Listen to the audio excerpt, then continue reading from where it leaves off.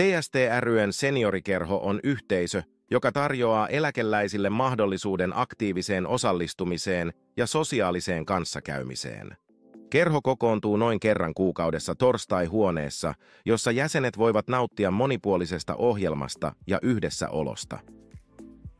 Seniorikerhon kuukausittaiset kokoontumiset torstai-huoneessa ovat täynnä toimintaa, joka on suunniteltu jäsenten tarpeita ja toiveita kuunnellen.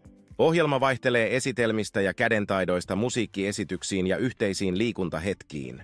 Toimintaa vetää Seppo Blomqvist. Kerhon ilmapiiri on avoin ja lämmin, mikä rohkaisee osallistumaan toimintaan aktiivisesti. Tällainen yhteisöllinen aktiivisuus on tärkeää, sillä se ylläpitää niin fyysistä kuin henkistäkin hyvinvointia. Seniorikerho on antanut minulle syyn lähteä kotoa ja tavata ihmisiä samanlaisissa elämäntilanteissa, kertoo 75-vuotias Martti, kerhon aktiivijäsen. Monet jäsenet jakavat Martin kokemuksen, kokevat kerhon toiminnan merkitykselliseksi ja nauttivat yhteisestä ajasta. Täällä tunnen olevani osa yhteisöä ja se tuo iloa jokaiseen päivään, lisää 68-vuotias Leena.